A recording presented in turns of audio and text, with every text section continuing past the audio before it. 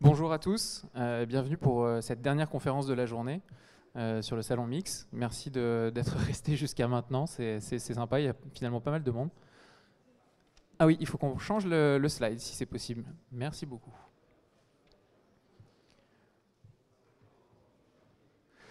Donc voilà, donc on vous accueille pour cette dernière conférence sur l'optimisation du stockage d'hydrogène dans les transports lourds. Voilà, c'est un des enjeux importants en fait, pour l'utilisation de l'hydrogène dans le futur. Et donc pour pouvoir parler de ça, on accueille aujourd'hui Pierre Crespi, qui est directeur des innovations chez Air Liquide Advanced Technologies. Olivier Tikos, qui est cofondateur d'Alcatorda Applications, qui est à côté. Charles Foncin, qui est Hydrogène Expert Manager, Énergie Expert à la SNCF. Et puis Thomas Panelier, qui est R&T Project Team Manager à l'IRT Jules Verne. Ils vont vous expliquer grosso modo ce qu'ils font en quelques minutes. Et moi, donc, je suis Steven Dolbeau, directeur associé d'Anima Conseil, qui est une société de conseil en communication dans le domaine des énergies. Pierre, peut-être pour commencer avec vous, est-ce que vous pouvez nous expliquer ce que vous faites et puis dans quel contexte en fait ce qu'est exactement Air Liquide? Je pense que tout le monde connaît Air Liquide, mais Advanced Technologies. Tout d'abord, merci de m'avoir accueilli et puis merci à tous les auditeurs d'être venus. Donc Air Liquide, c'est une société qui est connue parce qu'elle produit des gaz industriels et médicaux à partir de l'air, essentiellement, comme l'oxygène, l'azote, mais aussi évidemment l'hydrogène, qui est devenu chez nous donc une molécule assez stratégique, parce que là, on sort de la chimie, on va dans l'énergie. Et donc notre rôle essentiel, c'est d'arriver à produire une molécule décarbonée, compétitive, à l'endroit où il le faut, c'est-à-dire qu'il va falloir aussi pouvoir la transporter et la distribuer. C'est pour ça que le groupe investit beaucoup aujourd'hui dans la production, que ce soit des électrolyseurs. Voilà, on est en train d'installer 200 mégawatts d'électrolyse, c'est-à-dire ça fait quand même 100 tonnes par jour d'hydrogène gazeux qui sera décarboné. On en a installé aussi pas mal au Canada sur de l'excès d'énergie hydraulique qu'il y a au Canada. Donc ça, on fait notre travail. On va essayer aussi de le liquéfier parce qu'en fait, on s'est rendu compte que, par exemple, en Californie, il commence à y avoir des dizaines de stations hydrogène qui vont ravitailler des voitures individuelles qui marchent à la pile à combustible. Quand on doit ravitailler un réseau de stations, si on le fait en gaz, on va passer notre temps à transporter de l'acier, parce que nos camions à haute pression, ça pose un problème, même si on est passé en composite. Donc on s'est dit, pour des raisons de logistique, pour nos propres besoins, on va être obligé de passer à du liquide. Voilà, pour donner un exemple, un semi-remorque actuel, c'est 300-400 kg d'hydrogène. S'il est gazeux, c'est 3,5 tonnes s'il est liquide, dans la même empreinte de camion. Donc quand vous allez ravitailler des stations en ville, où on n'a pas envie de bloquer le boulevard, il est évident que la logistique devient importante. Donc pour nos propres besoins, de toute façon, on est en train d'installer des liquéfacteurs un petit peu partout. Il y en a en Californie, plus exactement au Nevada. On va produire une trentaine de tonnes par jour, c'est-à-dire quand même 10 000 tonnes par an d'hydrogène pour alimenter tout le réseau de stations. Alors évidemment, les voitures, elles, vont continuer à consommer de l'hydrogène gazeux, puisque dans le coffre de la voiture, il y a un réservoir sous pression. Donc ce qu'on va faire, c'est qu'on va ravitailler nos stations et à la station, on va pomper le liquide pour le monter à 720 et on va le vaporiser pour mettre à la bonne température. Donc ça, ce que ça veut dire, c'est que du coup, le liquide va devenir presque une commodité d'ici assez peu de temps. Et là, ça ouvre un champ énorme parce que plein d'autres mobilités que la voiture, le train, le camion, l'avion, vont avoir besoin d'hydrogène liquide. Donc là, il sera disponible. Alors, on reviendra sur ces enjeux et sur les différents leviers justement pour optimiser, dont notamment l'état en fait, dans lequel on va transporter l'hydrogène. Merci beaucoup. Olivier Tikos, est-ce que vous pouvez nous expliquer un petit peu du coup ce que vous faites et puis sur quel type de projet vous travaillez? Alors nous, on est plus à l'aval de ce que vous faites. On a un bureau d'études qui concevons les systèmes de stockage et de transformation de l'hydrogène en énergie à bord des navires et des bateaux. Donc pour le maritime, pour le fluvial. Et aujourd'hui, on en est à notre 5e bateau, puisque le baptême vient d'avoir lieu la semaine dernière. Alors c'est un tout petit bateau, mais qui techniquement est assez évolué. C'est un bateau pour le nautisme fluvial à Digoin, au chantier CPC, où maintenant vous pouvez louer à la journée un bateau hydrogène pour aller vous balader sur les canaux du centre. Donc voilà, c'est ça en fait notre boulot. Et Alcatorda est allié à un industriel qui s'appelle Europe Technologies. On conçoit, mais eux, ils le fabriquent et installent derrière nous. Voilà. Charles, du coup, pour la SNCF, je vous laisse là aussi expliquer un peu ce que vous faites au sein de la SNCF et puis nous présenter peut-être votre service qui est un peu particulier. Bonjour à tous, donc Charles Foncin, ingénieur énergie hydrogène au sein de SNCF, à la DTIPG. Alors c'est un nom un peu barbare, mais qui est en fait un département d'innovation recherche au sein de la SNCF. Et c'est un département qui a la chance d'accueillir la gestion de projet du projet Régiolis H2, dont vous avez peut-être entendu parler, ou en tout cas en Auvergne-Rhône-Alpes, vous en avez sûrement entendu parler, puisque la région fait partie de avec 3 autres régions, Grand Est, Bourgogne-Franche-Comté et Occitanie, d'un programme d'acquisition de 12 trains neufs à hydrogène. Donc c'est une première en France, la conception, acquisition et exploitation d'un train à hydrogène en France. Donc si on rentre un peu en détail, pourquoi un train à hydrogène en France? Parce que tous les trains ne fonctionnent pas sous caténaire. Beaucoup fonctionnent dans ce qu'on appelle des petites lignes du territoire, des certes-lignes du territoire, qui sont non électrifiées, essentiellement pour des raisons économiques. Une électrification de ligne, ça coûte très cher. Et donc, plutôt que d'apporter l'électricité sur les voies, on préfère produire l'électricité à bord des trains à travers des systèmes hydrogène, en remplacement de solutions actuelles qui fonctionnent à énergie fossile, au diesel. Merci. Et donc, on va terminer avec Thomas. Est-ce que vous pouvez là encore nous présenter ce que vous faites et puis ce que fait l'IRT et peut-être le projet Nomade? Ok, donc Thomas Panelier, donc, responsable du service projet de R&T à l'IRT Jules Verne. Donc l'IRT Jules Verne, on est un centre de recherche industriel dédié au manufacturing. Donc on fait partie d'une plus grande famille qui s'appelle FIT, qui réunit 8 IRT et 7 ITE.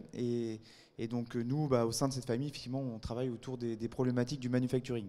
Donc on travaille principalement sur 5 axes de recherche qui sont le développement des procédés composites, les procédés métalliques, la fabrication additive, la robotique, la cobotique, tout ce qui va être autour également de la surveillance des procédés, des structures et du contrôle non destructif. Et puis une dernière activité autour de la modélisation des structures et des procédés.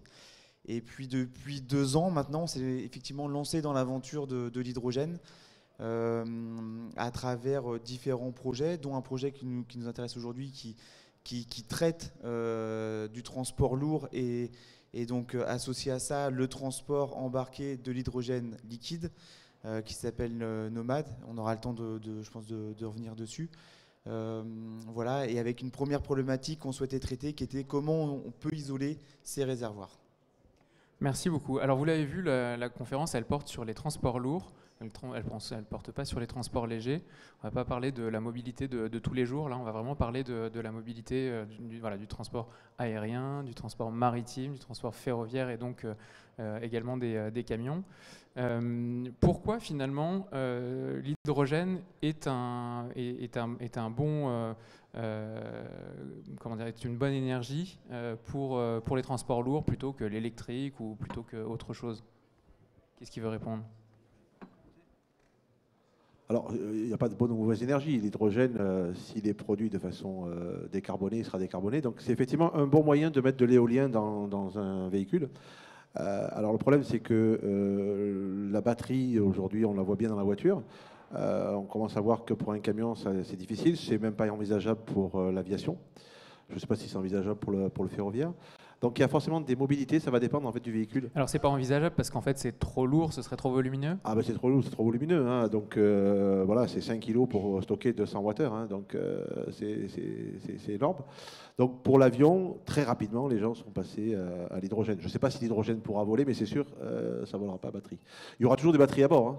C'est pas la question, mais pour du décollage ou des choses comme ça, ou des phases de vol en appoint. Mais le gros de la consommation d'énergie sera fait à partir d'hydrogène, si on veut décarboner l'aviation, bien sûr. Alors dans le ferroviaire, c'est pareil. Pourquoi est-ce que finalement vous n'êtes pas dit on va mettre des batteries dans les trains? Alors en fait, si on met des batteries dans les trains, donc en fait à la SNCF, on est finalement on reste relativement agnostique en fait à la technologie qui va être utilisée. L'objectif, c'est de décarboner. Donc la première chose à dire, c'est que le ferroviaire, c'est déjà un mode de transport qui est extrêmement décarboné, mais nos objectifs, c'est de faire encore mieux. Faire mieux, c'est trouver des solutions alternatives au diesel dont on parlait tout à l'heure. Les solutions alternatives, on les a mentionnées. Dans le cas de l'électrification, il y a l'usage de batteries. On a un projet qui est en cours actuellement sur l'électrification, ce qu'on appelle un BMU, donc un train à batterie. La difficulté, c'est qu'actuellement, le programme nous montre qu'on arrive à une autonomie de l'ordre de 80 km. Les perspectives un peu plus long terme nous permettraient d'arriver sur des trains qui amèneraient peut-être à 200 km d'autonomie. La difficulté, c'est que ce même train, actuellement en version diesel, il fait plus de 1000 km d'autonomie. Donc ce qu'il faut bien comprendre, c'est qu'il va répondre à une partie de l'usage que l'on fait de ce train par une batterie, mais il ne répondra pas à tous les usages. Donc il nous faut d'autres solutions. Les autres solutions, il y en a certaines qu'on estime un peu plus transitoires, comme l'usage de biocarburants. Et après, pour rester à un objectif à zéro émission, vient l'hydrogène. Alors pourquoi est-ce qu'il y a un enjeu sur l'optimisation du stockage de l'hydrogène peut-être Thomas?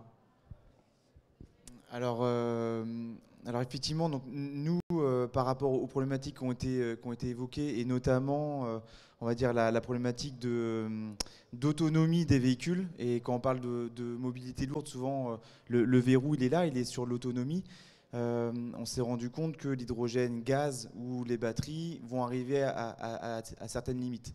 Et donc c'est pour ça qu'on s'oriente plutôt vers de l'hydrogène liquide, qui va permettre d'avoir des autonomies beaucoup plus importantes. Et donc ensuite, quand on parle d'hydrogène liquide, la problématique, ça va être la cryogénie, puisque l'hydrogène, il est en forme liquide à moins 253 degrés. Donc ça, c'est vraiment la problématique liée à l'hydrogène liquide. On a moins de problématiques liées à la pression, contrairement au stockage à 350 ou 700 bars. Mais par contre, on va avoir une problématique de cryogénie. Et aujourd'hui, l'enjeu, il est vraiment là. Comment on arrive à maintenir cet hydrogène liquide à moins 253 degrés. Et donc pour ça, il va falloir développer des super isolants. Les super isolants qu'on a aujourd'hui sur le marché, c'est des réservoirs qu'on appelle type Dewar. Donc c'est des doubles parois. Si on schématise, c'est notre thermos du quotidien. On a une enveloppe interne, une enveloppe externe. Et à l'intérieur de cette double enveloppe, on va y mettre une émélie. C'est une multi-layer insulation qui va permettre de contrer du coup la partie radiative, le rayonnement qui va venir de l'extérieur. Et puis on va également tirer au vide, mais des vides qui sont relativement poussés, de l'ordre de 10-5 millibars. Et donc ça va être pour contrer les phénomènes de convection gazeuse. Voilà. Et donc tout l'enjeu, il est vraiment comment on va venir industrialiser finalement cette super isolation pour rendre compétitif ce type de réservoir. D'un point de vue économique, parce que ça va être le nerf de la guerre à un moment, notamment sur des marchés de masse, entre guillemets, comme le camion, mais ça sera une problématique également côté aéronautique ou côté ferroviaire. Et puis également pour tenir les enjeux de cadence. Voilà. Donc ça va être une autre contrainte également. Comment on industrialise pour être capable de sortir 1000, 2000, 3000 et plus de réservoirs par an. Voilà. Oui, parce que en fait, l'intérêt aussi de ce que vous faites, c'est que vous ne travaillez pas simplement sur des projets purement théoriques, vous réfléchissez vraiment à la mise en pratique, comment est-ce que demain on va fabriquer ces réservoirs en fait. Exactement, l'enjeu c'est vraiment de développer les procédés de demain pour pouvoir fabriquer ces futurs réservoirs. Donc pour ça, on s'appuie sur différentes briques techno. On commence par faire un peu de modélisation, ce qui nous permet déjà d'optimiser l'architecture du réservoir en fonction du cas d'utilisation. Et puis donc de faire du coup la conception au juste besoin grâce à des outils de modélisation. Associé à ça de la caractérisation, parce que ce qu'il faut être sûr, c'est est-ce que nos modèles sont fiables et quels vont être en lien avec ensuite la partie fabrication, quel va être l'impact de défaut de fabrication sur les performances du réservoir. Donc pour ça, il faut des moyens de caractérisation qui nous permettent d'anticiper, de prédire les défauts qu'on va pouvoir avoir sur notre réservoir, qui vont être liés du coup aux nouveaux procédés qu'on va développer, qui vont permettre d'automatiser et finalement fabriquer en plus grande série à des coûts compétitifs ce type de réservoir. Vous travaillez avec quel type d'industriel là par exemple ? Alors aujourd'hui, sur le projet sur lequel on parle, on travaille avec trois principales filières, donc l'aéronautique, donc des Airbus, des Daher, des des gens comme Aresia, comme Flying Wells également. Les dirigeables s'intéressent à ce type de technologie pour décarboner également leurs solutions. On travaille également pour l'automobile, donc là en l'occurrence c'est plutôt le camion. Quand on parle de mobilité lourde, c'est plutôt le camion, donc avec des Faurecia. Et puis on travaille également pour le secteur du naval avec Naval Group. Et puis on s'appuie sur un certain nombre de partenaires autres comme FIV qui va nous aider à développer des moyens robotisés, le CEA qui nous apporte également une expertise sur la partie contrôle et sur l'utilisation de l'hydrogène, et puis d'autres IRT comme l'IRT Saint-Exupéry qui nous aide également sur la partie caractérisation. Olivier, bon là on a parlé d'hydrogène liquide. Juste le micro, merci. On a parlé d'hydrogène liquide. Vous, dans vos bateaux, dans vos navires, vous utilisez de l'hydrogène liquide ou de l'hydrogène plutôt gazeux? Alors nous, on est de l'applicatif immédiat. Donc pour l'instant, on utilise de l'hydrogène comprimé. Alors nous, on a plutôt tendance à aller vers des faisceaux de réservoirs à installer donc, dans des skids métalliques. Et on est plutôt aux alentours de 500 bars, parce que en 500 bars, en composite, c'est là où vous avez l'optimum gravimétrique sur le stockage d'hydrogène, c'est-à-dire que vous avez la meilleure masse de stockeur par rapport à la masse de l'énergie embarquée autour de cette pression-là en composite carbone résine. Et puis c'est disponible sur le marché. Donc on est plutôt sur ces applications-là, et effectivement le stockage de l'hydrogène, c'est aujourd'hui le facteur limite sur les cycles d'usage et les cycles opératoires des navires et des bateaux. C'est-à-dire que, en fait, est-ce que c'est pas vraiment la conversion de l'énergie et le volume et la masse de la conversion d'énergie qui nous pose problème, quoique, mais c'est véritablement le stockage de l'énergie qui fait qu'on ne pourra pas utiliser de l'hydrogène sur, par exemple, des cargos long cours.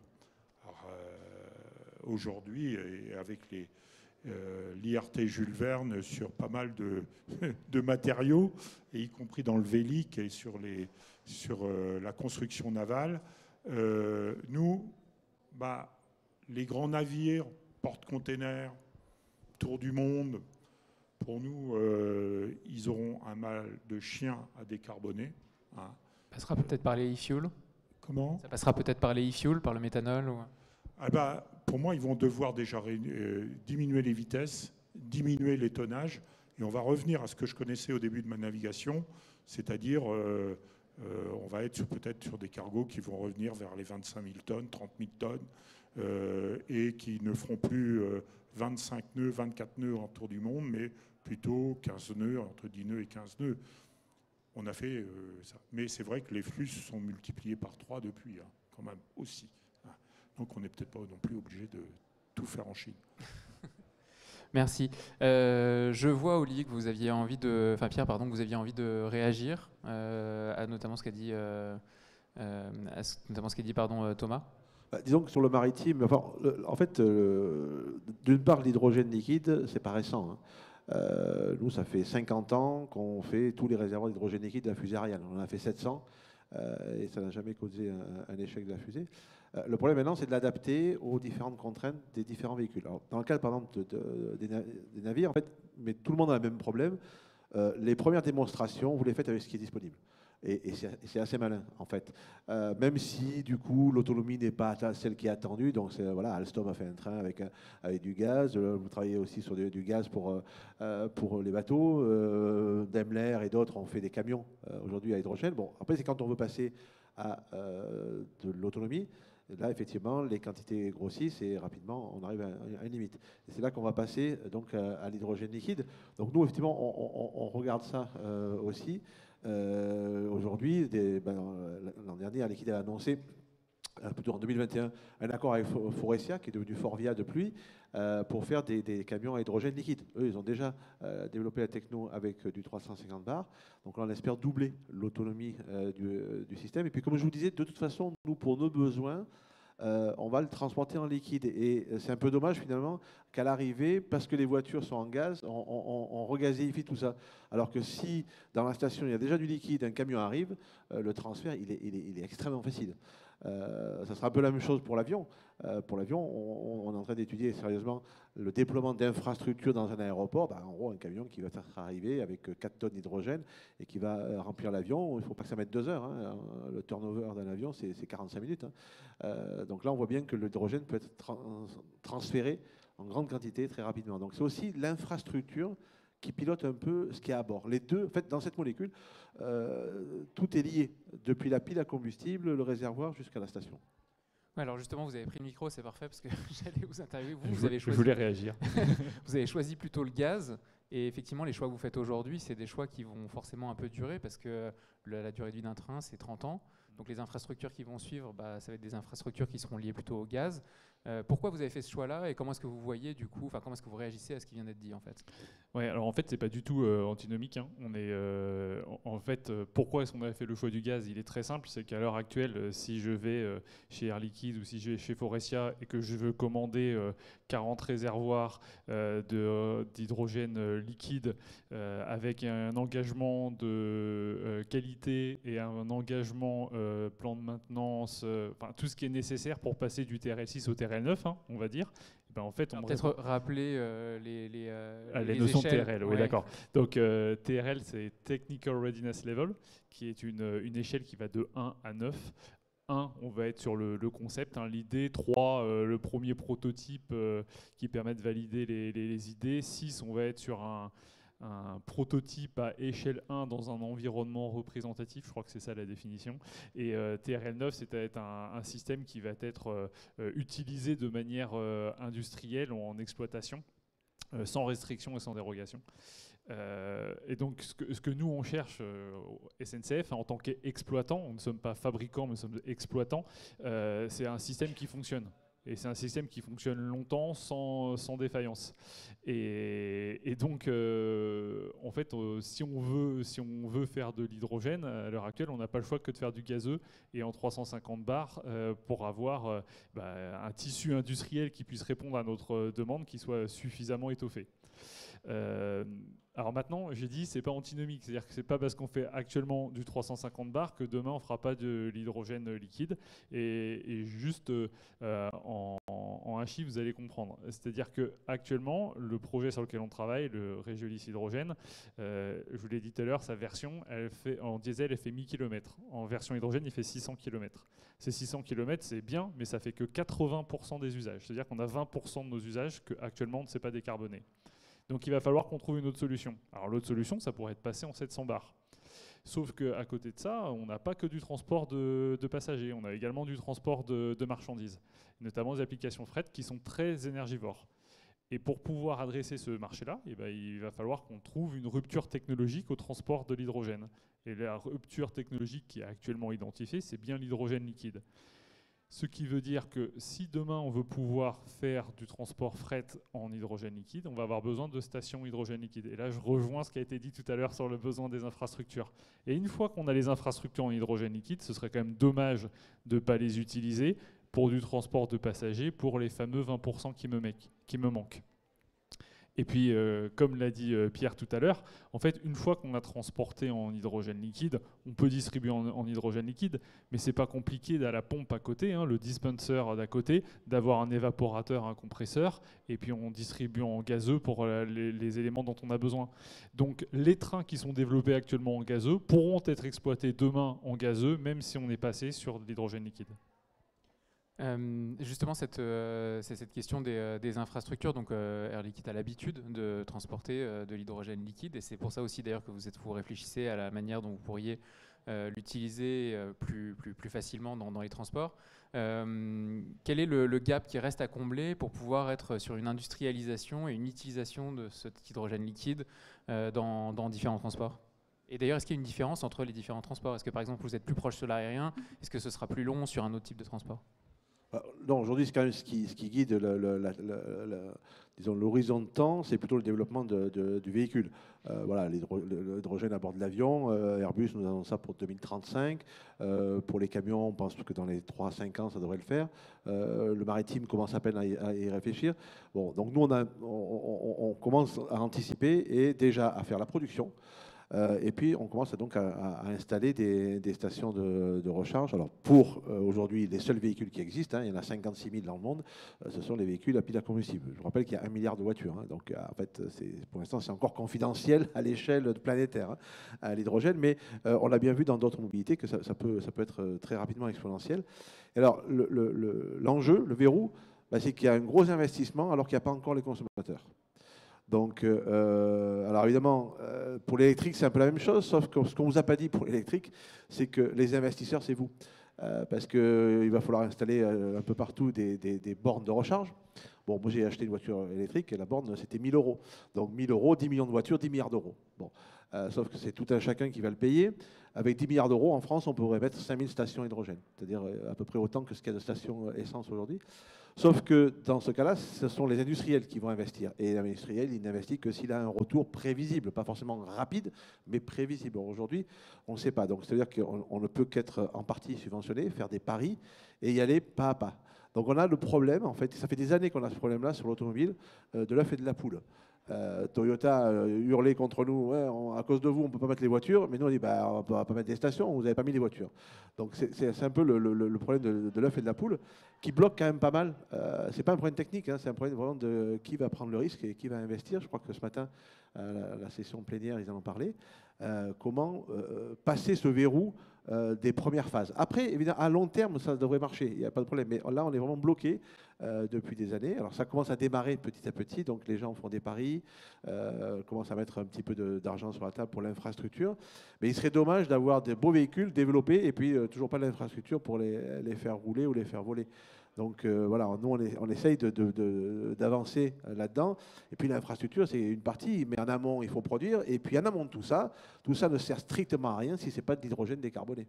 Donc il va falloir quand même avoir des énergies renouvelables. Elles ne sont pas complètement là encore. Donc vous voyez, c'est toute une chaîne de valeur. Ça va de l'électricien ou de celui qui a installé l'éolienne en mer du Nord jusqu'au pompiste sur le bord de la route et en passant par le fabricant d'automobiles.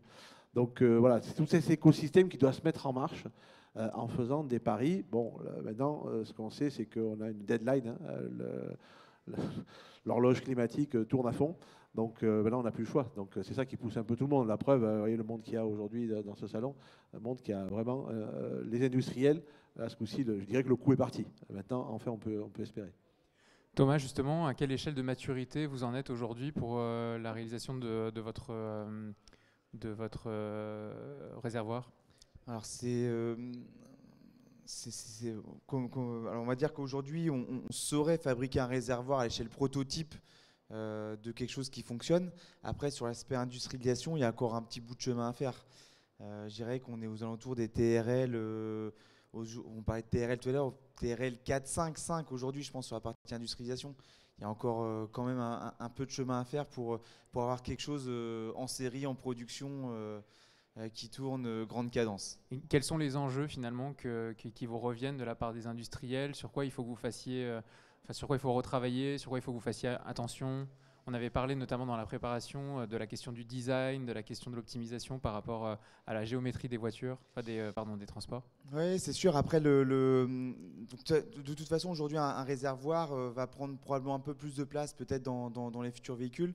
Donc cette question de l'intégration, de la géométrie du réservoir, elle est clé pour les personnes qui doivent les intégrer, tout en sachant que la géométrie drive également la performance thermique du réservoir. Donc c'est un enjeu couplé entre guillemets, comment intégrer au mieux le réservoir dans un véhicule ou dans un avion, parce que même dans un avion les géométries sont quand même relativement contraintes, tout en maximisant les performances thermiques pour autant du réservoir. Donc c'est comment on prend en compte cette double problématique, et ça c'est un échange entre les performances attendues et puis l'intégration à l'intérieur du véhicule. Parce que la géométrie optimale, c'est la sphère, c'est ça? Exactement, c'est ce qui permet de stocker la plus grande quantité en minimisant effectivement les parois sur lesquelles rayonne l'hydrogène. Donc c'est la meilleure géométrie. Par contre, c'est pas la meilleure géométrie pour intégrer dans un véhicule. C'est ce qui prend un peu plus de place. Donc c'est pour ça qu'aujourd'hui, on s'oriente plutôt vers des géométries un peu plus cylindriques, même si on a des dômes. Voilà. Olivier, est-ce que vous rencontrez les mêmes types d'enjeux, de problématiques dans le design, dans la réflexion autour de la création de vos bateaux? Ah oui, oui, absolument. Là, je peux qu'approuver tout ce que mes collègues ont dit.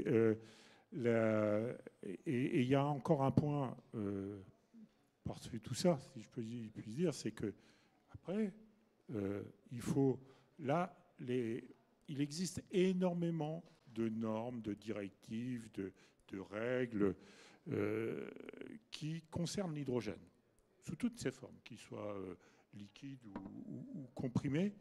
Par contre, elles sont dans des directives, dans des règlements, des normes qui sont un peu éparpillées sur tous les secteurs plutôt industriels. Et nous, il faut qu'on les ramène sur du transport, et en l'occurrence pour nous, sur du transport maritime où l'hydrogène n'existe même pas dans les règles de construction des navires.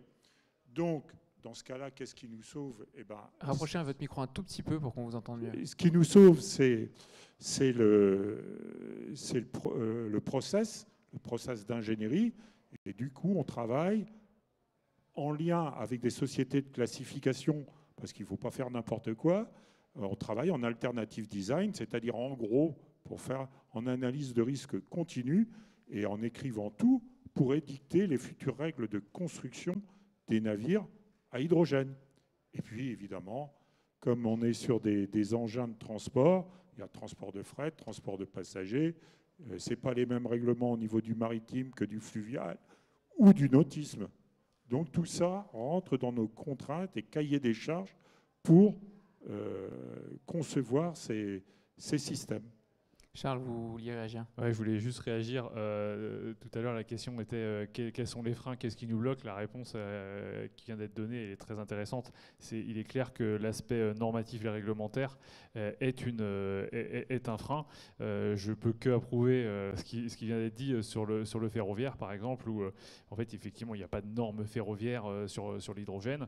Et donc, à partir du moment où on veut faire circuler un train qui doit avoir un dossier de sécurité validé, la première question, mais c'est sur quelle base, sur quel corpus réglementaire? Et quand on explique qu'on fait des équivalents avec du routier qui est également en phase de reconnaissance, ça amène des difficultés. Donc ça c'est un des blocages. Là, je parle vraiment sur la partie matériel roulant, mobilité, mais je tiens à signaler que sur la partie infrastructure aussi, il y a des difficultés. Voilà, on sait qu'il y a des réglementations, notamment ICPE, donc les classés pour l'environnement, c'est les... Ouais, ICPE, c'est, je ne sais plus, classés pour l'environnement. Bref, c'est les sites classés pour l'environnement. Installation, merci beaucoup. J'ai eu le et notamment donc les deux qui sont en lien pour l'hydrogène, essentiellement la 4715 et la 1416, qui sont en cours de réécriture actuellement avec la DGPR. Parce que la technologie avance, les besoins avancent, mais la réglementation, elle a un pas de retard. Et les contraintes sont fortes et bloquent certains développements. Alors, je crois que vous vouliez réagir, Pierre, mais j'ai une question aussi qui vient à la suite de ça sur les infrastructures. Finalement, les infrastructures aujourd'hui, est-ce qu'on ne peut pas s'appuyer sur les géants du pétrole qui ont déjà peut-être un peu tout réfléchi et qui pourraient être un support ou pas? Oui, bon, sauf qu'on pose de nouvelles problématiques. Eux, leur fluide ne s'évapore pas. Ils ne montent pas en pression. Donc nous, c'est déjà une première différence. Et puis nous, il peut être gazeux ou liquide. Et gazeux, on monte à 700 fois la pression atmosphérique. Donc vous voyez que déjà, on commence à s'éloigner. Alors évidemment, dans les principes, on va suivre ce qu'ils ont fait. Ce que je voulais rajouter, c'était simplement de dire qu'attention, quand on parle voilà, les technologues ont l'habitude de se plaindre des normes qui n'avancent pas assez, et c'est vrai. Ce n'est pas de la paperasse bureaucratique. Le problème des normes, c'est qu'en fait, quand on arrive avec quelque chose qui est tout à fait nouveau. Voilà. Donc, les normes, ça s'appuie sur des bases de données, ça s'appuie sur de l'expérience, c'est-à-dire qu'il faut faire des tas de démonstrations de plus en plus complexes Là, aujourd'hui, on travaille par exemple sur les réservoirs d'avions. L'EASA, qui est l'organisme européen qui certifie les avions, ils ne savent pas ce que c'est que l'hydrogène. Donc, on a commencé par faire de l'instruction. Et puis ensuite, ils veulent nous dire, bon, alors, montrez-moi un petit peu des données, ça tient combien de temps, votre histoire, là, quelle est la durée de vie. Donc, on peut faire des calculs. À la fin, ils disent, montrez-nous quelque chose qui vole. Donc, on est bien obligé de faire des démonstrations de plus en plus complexes pour qu'un jour... Et donc, les normes vont évoluer au fur et à mesure. Et évidemment, ça va prendre du temps, ça c'est clair. Alors, il y a les normes par la réglementation, mais aussi les normes par le marché. Donc, c'est aussi une question de qui va être le premier ou le plus mature, en fait. On a bien vu dans l'aviation, Boeing nous a carrément nous est passé devant parce qu'ils ont fait un lobbying énorme jusqu'à dans les années 2000. On n'avait pas le droit de traverser l'Atlantique avec 2 réacteurs. Bon, donc Airbus est parti sur le 340 et le 380 quadri-réacteurs qui sont des avions qui sont plus compliqués, plus chers à utiliser qu'un biréacteur. Et puis d'un coup, les Américains ont réussi à faire changer la norme et le 777, aujourd'hui, peut traverser l'Atlantique avec 2 réacteurs. Donc ça prouve qu'en fait, très en amont, il est extrêmement important de prendre le leadership. On voudrait pas, en ce moment, on voit bien qu'Airbus est en avance. L'Europe est en avance sur l'hydrogène pour l'aviation. Il ne faudrait pas qu'au dernier moment, les Américains nous fassent une norme qui tue dans l'œuf ce qu'on aura fait. Donc c'est très important. En parallèle, c'est moins glamour pour les techniciens d'aller faire du lobbying sur les normes et d'écrire des normes. Mais à la fin, c'est vraiment ça le nerf de la guerre. Sur vos différents projets, et puis après on ouvrira des questions à la salle si vous le souhaitez, on est sur quelle échéance ? Peut-être on va commencer par Pierre et puis on va redescendre. Les échéances dépendent des mobilités. Comme je vous disais, sur l'avion, n'espérez pas aller à Tahiti avant très très longtemps. Par contre, vous pouvez espérer à partir de 2035 faire des vols régionaux à hydrogène, c'est ce que dit Airbus. Pour les camions, d'ici 3-5 ans, normalement, on devrait voir au moins les gros liners, les gros 30 tonnes là, qui traversent de Copenhague jusqu'à Madrid. Parce que là, c'est simple, il suffit de mettre quelques stations le long de l'autoroute. On n'a pas tout un réseau énorme de stations à faire. Donc, parce que ce qui freine la voiture aujourd'hui, c'est qu'il faut des milliers de stations. Donc ça, c'est vraiment un frein, alors qu'avec les camions, on parle en centaines. Donc normalement, le camion étant moins compliqué à développer que l'avion pour l'hydrogène, ayant besoin de moins d'infrastructures, là, ce coup-ci, on pense que, et aussi bien aux États-Unis qu'en Europe. Donc voilà. Après le bateau, là, tout est encore ouvert. C'est encore un peu trop tôt, je pense, pour le dire, mais à l'horizon d'une quinzaine d'années, rien n'est infaisable. Alors justement, sur les bateaux, Olivier, sur les navires. Là, aujourd'hui, au sein du partenariat SIAM, on a pas moins de 6 navires au stade de l'étude d'exécution, donc la phase juste avant la construction. Et en fait, ce qui nous barre beaucoup en France, c'est le montage de dossiers financiers et ensuite la prise de décision, entre 18 mois et 3 ans. Hein, d'accord ?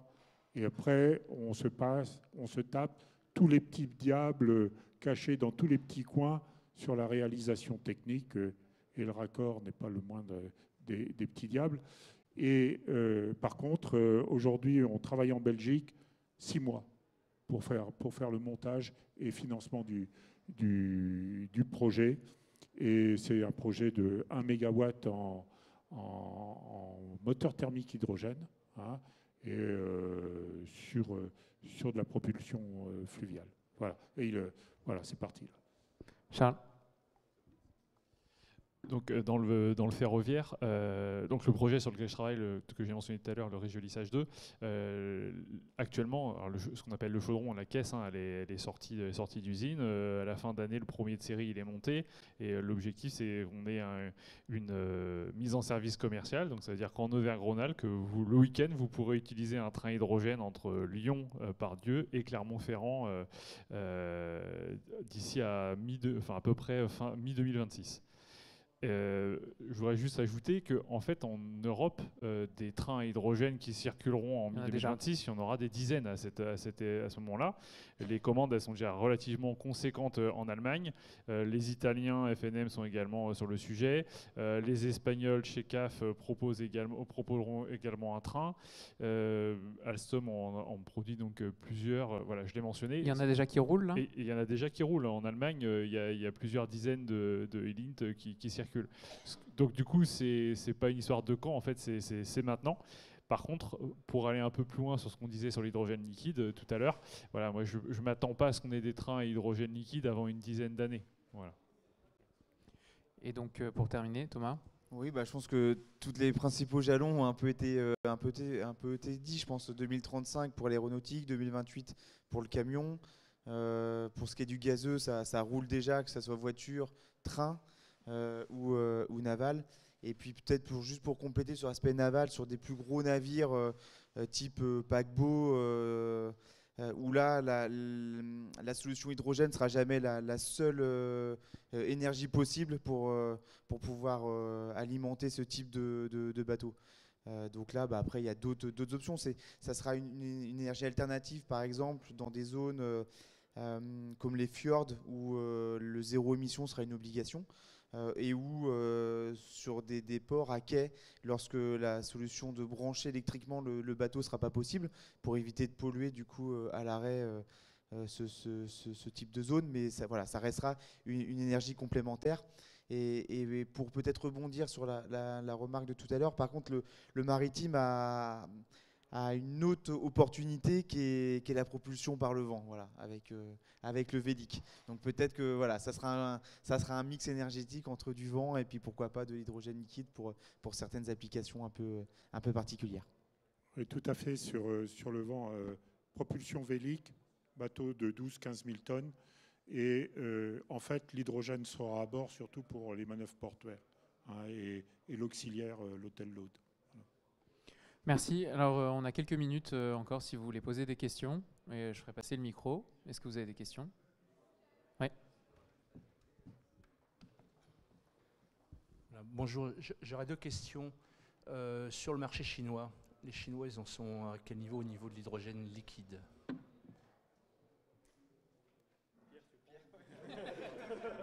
Alors, sur le liquide. Attendez, ça c'était ma première question. Et ma deuxième question, c'était quelle était la capacité et le poids, donc au niveau des réservoirs, donc des tout petits et les très gros, bien sûr en hydrogène liquide. Alors en Chine, ils sont en train d'aller très très vite. Ils étaient précurseurs sur la voiture électrique, hein. Vous allez à Pékin, c'est presque dangereux d'aller dans la ville parce que vous n'entendez pas les voitures. Et là, ils sont à fond sur le camion à hydrogène. Donc ils sont en train d'aller très très très vite. Et je pense qu'ils auront beaucoup plus de camions que nous à l'horizon 2026-2028. On parlera en milliers, et voire même en dizaines de milliers de camions. Donc ils vont très vite, c'est du gaz pour l'instant. Ils ne sont pas avancés sur le liquide. Mais ils feront le même pas que nous. Une fois qu'ils auront fait la première vague gazeuse, ils le feront ensuite en liquide. Donc ils sont en avance, je dirais aujourd'hui. Et puis peut-être donc sur la question de la masse, là, on en a discuté un petit peu cet après-midi en préparant la table ronde. Aujourd'hui, les ratios gravimétriques de ce type de réservoir, on les estime entre 10 à 30% aujourd'hui, l'état actuel des choses. C'est-à-dire que le réservoir pèse environ, pour les meilleurs, c'est 30%. Donc c'est-à-dire que le réservoir pèse à peu près 3 fois la masse d'hydrogène qu'on embarque. Voilà. En liquide. Oui, parce qu'en fait, c'est même l'inverse. Plus on va être petit, plus la masse du réservoir, plus le ratio gravimétrique va être mauvais. Voilà. La capacité, ça va dépendre un peu. Sur un avion régional, il faut 1 tonne, si vous voulez faire la mission.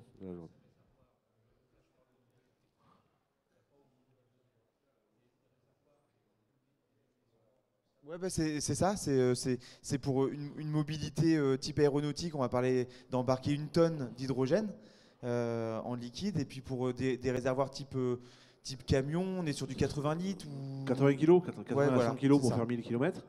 Un train, je pense qu'on doit être dans plusieurs centaines de kilos si on veut faire les 1000 km. Donc c'est ça les ordres de grandeur, à peu près. Et pour une voiture, aujourd'hui, une voiture à hydrogène, ça fait à peu près 500 à 600 km. En gazeux, il y a 7 kg à 700 bars dedans, et à raison de 15 kWh par 100 km, ce qui est la consommation d'une voiture électrique. On arrive à faire 600 km avec un réservoir qui est assez gros. Il tient une bonne partie du coffre. On est sur des réservoirs 180 litres qui sont à 700 bars. Mais voilà, c'est ça pour les ordres de grandeur.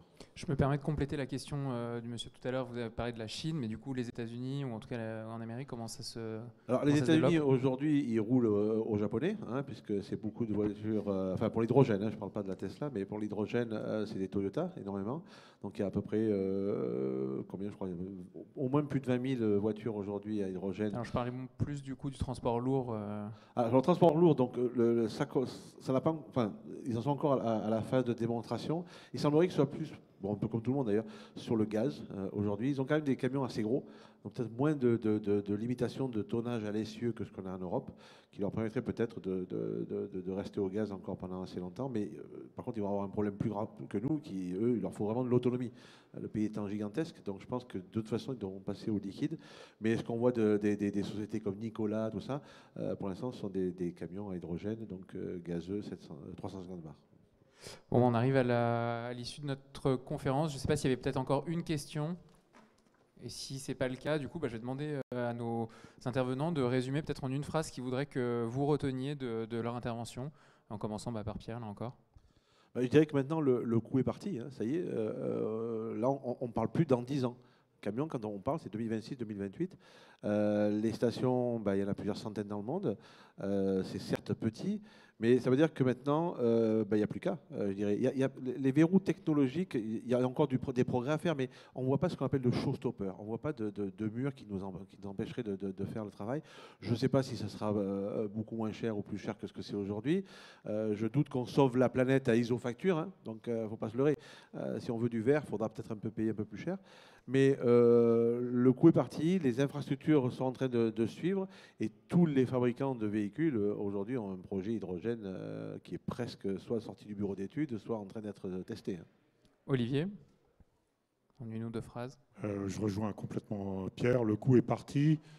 C'est la société qui est un petit peu en retard, donc moi ce que je souhaiterais, c'est que vous vous formiez sur l'hydrogène, et que vous formiez et que vous en discutiez en tant que citoyen, parce que ça va être à votre disposition.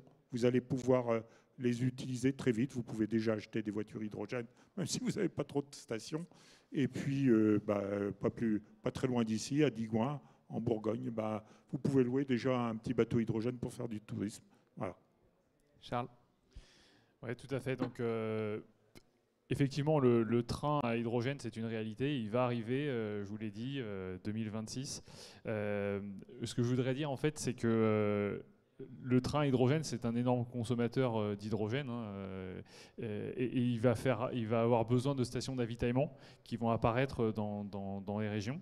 Et en fait, je trouve que c'est une formidable opportunité à la création d'écosystèmes locaux autour de l'hydrogène. C'est-à-dire que le train, quand il va arriver à un endroit, il va créer tout de suite une station de forte ampleur qui va permettre de créer un écosystème hydrogène local. Et je pense que c'est une formidable opportunité environnementale, mais également professionnelle et de business, tout simplement. Et j'espère que tout le monde saura s'en saisir. Merci. Thomas, du coup, pour conclure. Ouais, je partage le point de vue là, des différents participants. Effectivement, je pense que le train est en marche. Même s'il y a encore un peu de verrous et de difficultés devant nous, je pense que les jalons, les dates qu'on a pu annoncer peut-être paraissent encore optimistes, qu'il y a encore du travail de R&D à faire sur le sujet, sur l'aspect normes, sur l'aspect matériaux, la durabilité, l'aspect sécurité. Je pense que on n'a pas beaucoup abordé le sujet, mais c'est vrai que l'hydrogène, ça reste une molécule relativement dangereuse, donc forcément, il y aura beaucoup de précautions à prendre autour de son utilisation. Mais oui, mais plein d'espoir pour qu'on y arrive dans les années à venir. Merci beaucoup. Donc merci à nos 4 intervenants. Merci à vous tous d'avoir été présents pour cette dernière conférence. Je vous souhaite une très bonne fin de journée et puis un bon retour pour ceux qui n'habitent pas à Lyon et puis même pour ceux qui habitent à Lyon d'ailleurs. Bonne journée.